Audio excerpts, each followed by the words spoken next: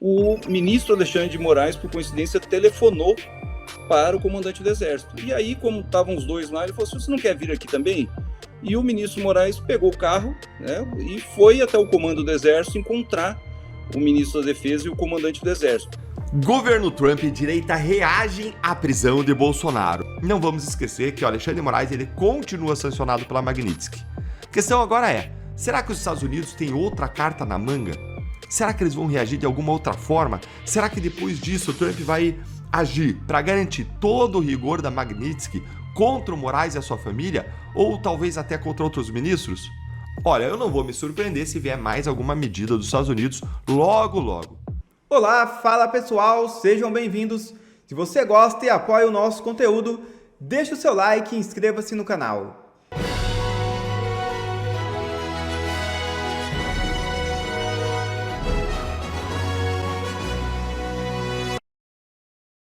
Trump pede prisão de democratas que boicotam suas ordens. Ele disse que não há outra interpretação possível sobre o que foi dito pelos parlamentares em algumas situações.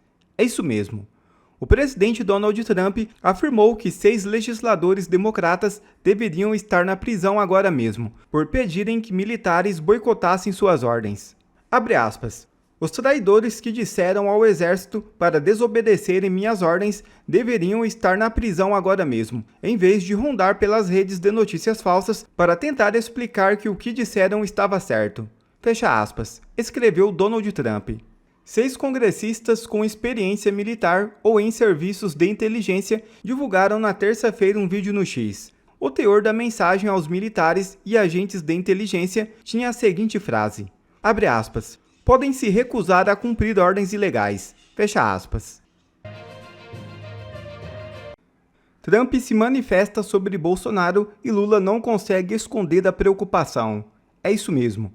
O petista Lula abordou neste domingo a prisão do ex-presidente Jair Bolsonaro, determinada pelo ministro Alexandre de Moraes.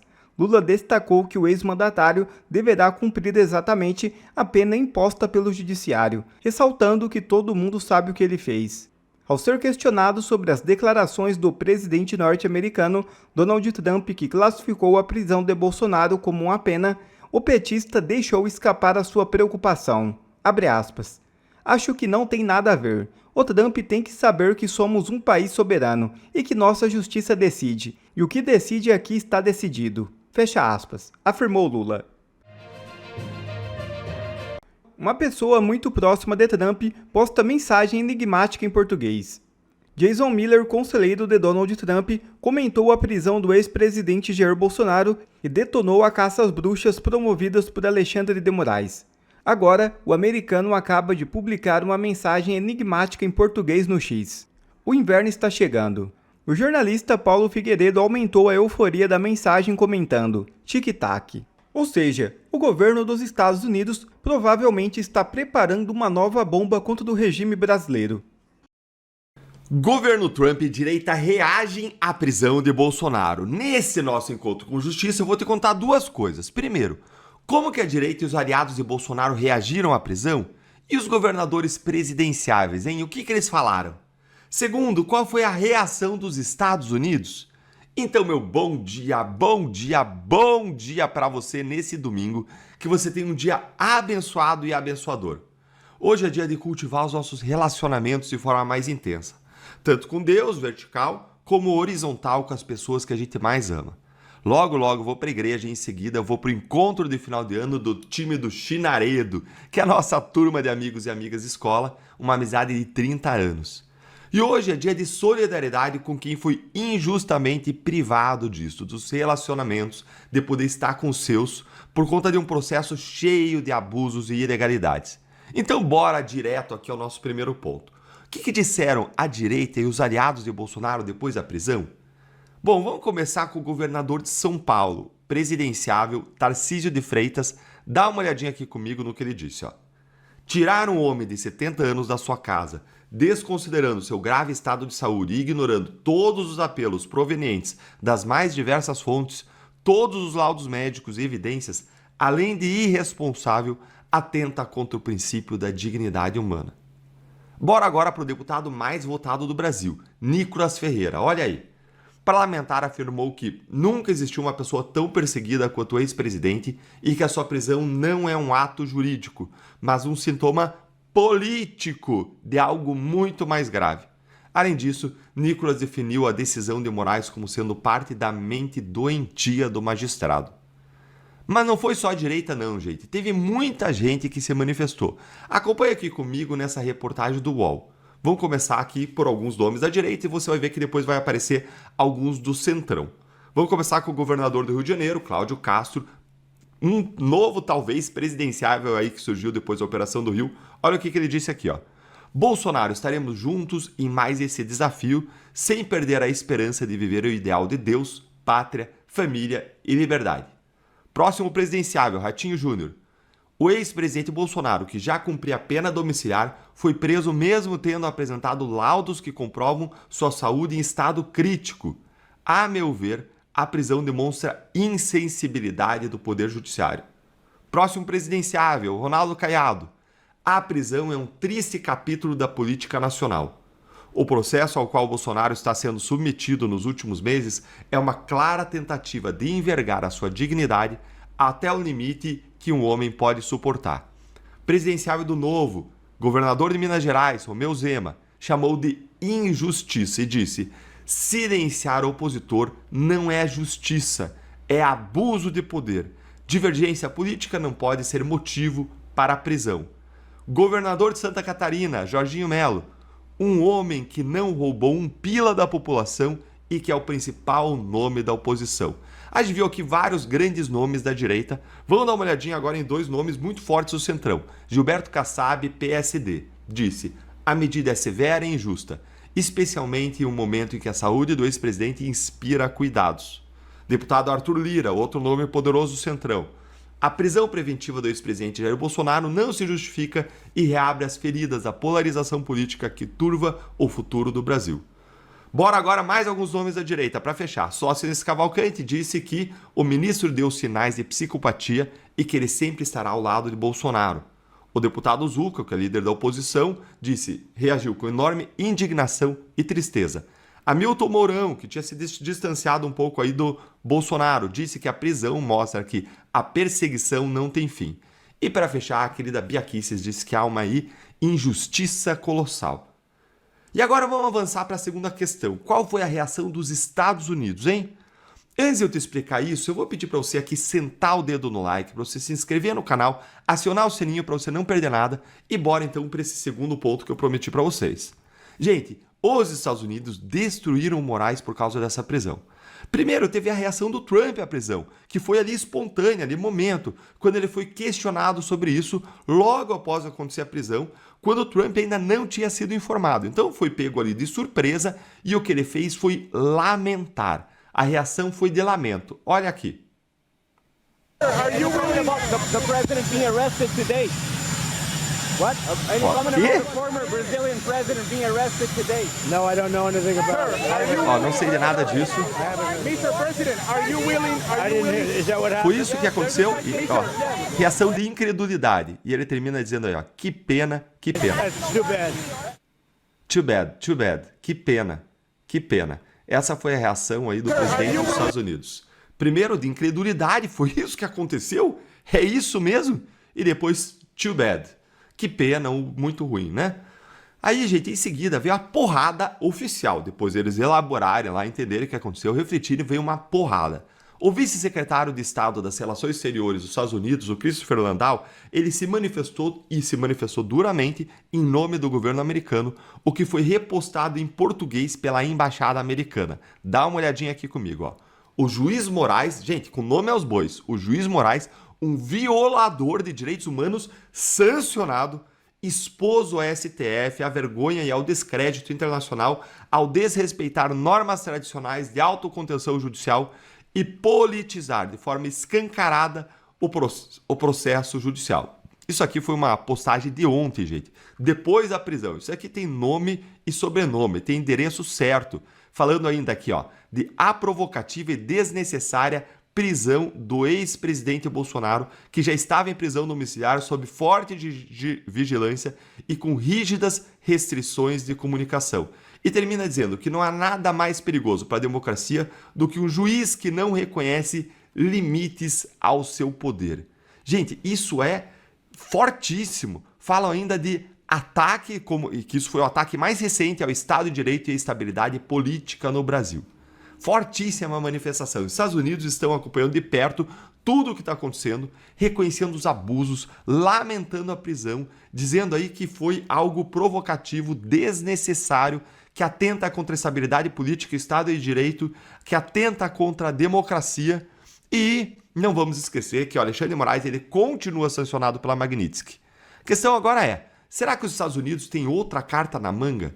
Será que eles vão reagir de alguma outra forma? Será que depois disso o Trump vai agir para garantir todo o rigor da Magnitsky contra o Moraes e a sua família? Ou talvez até contra outros ministros? Olha, eu não vou me surpreender se vier mais alguma medida dos Estados Unidos logo, logo. Mas e você, hein? O que você achou dessas reações no Brasil e nos Estados Unidos à prisão? Conta pra mim e mais, conta pra mim o que a direita, o que a oposição deve fazer mais do que falar. O que você acha que pode ou poderia ser feito nessa situação diante da falta de apoio da direita lá no Senado Federal para barrar os abusos do STF, hein? Tem algo mais que deveria ser feito agora? Conta pra mim aí a sua opinião nos comentários e até o próximo vídeo. E reportagem da Veja afirma que o exército não quer Bolsonaro no quartel, diz Robson Bonin. Veja o vídeo. Pois é, inclusive você falou, né, desse cuidado estratégico da prisão do ex-presidente Bolsonaro, que já estava sendo articulada depois que o processo fosse concluído. Inclusive você trouxe uma informação esses dias, né, Bonin, de que o comandante do Exército tinha preocupações e ele externou isso para o ministro Alexandre de Moraes. Quais eram? É isso. Na segunda-feira à noite, o ministro da Defesa, José Múcio, tinha uma agenda com o comandante do Exército, Tomás Paiva. E o comandante do Exército é uma pessoa muito próxima do ministro Alexandre de Moraes, eles costumam se falar pelo telefone a todo momento, trocam impressões, né? É uma coisa conhecida essa relação. E quando o Múcio chegou na casa do comandante, que fica dentro do QG do Exército, o ministro Alexandre de Moraes, por coincidência, telefonou para o comandante do Exército. E aí, como estavam os dois lá, ele falou assim, você não quer vir aqui também? E o ministro Moraes pegou o carro, né, e foi até o comando do Exército encontrar o ministro da Defesa e o comandante do Exército. E lá, a conversa que se estabeleceu girou em torno da preocupação do comandante do Exército com a exposição dos generais, né, os militares de alta patente que foram condenados por envolvimento nessa trama golpista junto com o Bolsonaro. O ex-ministro da Defesa e ex-comandante do Exército, Paulo Sérgio, o general Augusto Heleno, o Braga Neto, são figuras que, na conversa, o Tomás Paiva deixou claro para o ministro Alexandre de Moraes que são figuras que ainda têm muito carinho e consideração dentro da caserna, porque muitos dos militares que estão hoje na ativa foram liderados por esses generais. E a preocupação dele era que isso não, a prisão, o momento dessa prisão, não também fosse simbolizasse humilhação, exposição indevida, que fosse feita uma coisa dentro da descrição para que o ânimo, né, o clima, o ambiente dentro do Exército não fosse contaminado por essa parte do processo. E o ministro Alexandre de Moraes entendeu, segundo os relatos que eu recebi, ele aceitou, inclusive, que nem a Polícia Federal participe dessas prisões, que os próprios militares do Exército acompanhem o cumprimento dessas prisões a hora que elas forem decretadas, e, a partir daí, que esses militares sejam colocados em instalações decididas ali, mas muito provavelmente instalações militares. Sobre o Bolsonaro, o ministro Alexandre de Moraes não recebeu nenhum pedido de atenção especial ou alguma intervenção vindo da parte militar. O que o comandante quis deixar claro para o ministro é que, se fosse da vontade do Supremo que o ex-presidente Jair Bolsonaro ficasse preso em um quartel, todas as medidas, segundo Tomás Paiva, já haviam sido tomadas para arrumar esse espaço para receber o ex-presidente Jair Bolsonaro. Agora, a gente mesmo já mostrou que o Exército não deseja ter o Bolsonaro em uma instalação militar, porque ele é um ex-presidente que corrompeu uma série de militares nesse intento golpista. E mantê-lo preso dentro de um quartel, justamente por tentativa de golpe militar, não seria a coisa mais adequada. Então, a conversa ficou nesse tom. O ministro Alexandre de Moraes disse que ia analisar ainda a situação, não adiantou posição, o que ele faria em relação aos presos, mas tudo indica que os militares da cúpula golpista serão presos sem algema, sem carro caracterizado, com a presença de militares e de uma forma discreta para atender o pedido do comandante, Marcelo. As notícias de ontem deram conta de que o Bolsonaro teria tentado romper a sua tornozeleira eletrônica com uma solda. As notícias vieram por intermédio de um vídeo da Polícia Federal em que o próprio Bolsonaro assumiria essa tentativa. E agora? Acabou para ele? O Bolsonaro se entregou? Justificou a prisão do Moraes com essa atitude? Eu vou explicar para vocês por que não. Mas antes, peço que vocês se inscrevam aqui no canal, que vocês cliquem no joinha, porque deixando o seu like você ajuda a nossa comunidade a crescer, porque o algoritmo entende que o conteúdo é relevante para você. E se é para você, ele entende também que será para os demais. E considere se tornar membro aqui do canal clicando na aba Seja Membro e recebendo conteúdos exclusivos nossos aqui do canal. Eu sou André Marcília, advogado, professor de Direito Constitucional e vou explicar para você esse imbróglio todo. Muito bem, o ponto é o seguinte, qual é a questão que fica? Por que que ele tentou romper? Ele não rompeu, porque ele tentou romper a tornozeleira com solda. Bom, é justamente porque a gente não sabe essa resposta que ele não poderia ser preso, e sim a defesa deveria ser intimada a explicar-se. É isso que um juiz faz quando não sabe alguma coisa. Quando um juiz não sabe algo, ele não prende, ele pergunta. É assim que a justiça é feita. Ele pergunta para a defesa, ele pergunta para o réu, ele oficia a Polícia Federal para fazer investigações complementares e assim é que deveria ter sido feito. Veja, a prisão dele não foi determinada porque ele rompeu a tornozeleira. A prisão dele foi determinada por um risco, um indício claro de fuga. Agora, onde está esse indício claro de fuga? No rompimento da tornozeleira? Claro que não. Uma pessoa pode romper uma tornozeleira com uma solda ou com o que quer que seja, com um machado, não importa, pode romper por diversas razões. Alguém me dirá, mas você há de convir que se você rompe a tornozeleira é bastante provável. Não estou dizendo que não é bastante provável, que é bastante provável. E isso fica a cargo da imprensa, dos comentaristas políticos. As pessoas podem ligar os pontinhos à vontade, contanto que eles não sejam um juiz. Juiz não pode ligar pontinho. Juiz tem que saber o que está fazendo. Se juiz tem 0,001% de chance de errar, ele não dá a decisão, sobretudo uma decisão de prisão, que restringe ou que retira por completo a liberdade de alguém que ainda não está condenado definitivamente. Alguém que está com prazos ainda para recursos pendentes, portanto, alguém que ainda goza ou deveria gozar da presunção de inocência constitucional que diz que a pessoa só é culpada depois do trânsito em julgado, ou seja, depois do esgotamento dos recursos. Então, o fato de que ele rompeu a tornozeleira não é suficiente, esse fato por si só. Sem uma investigação, sem um contraditório, não pode converter a cautelar em prisão preventiva.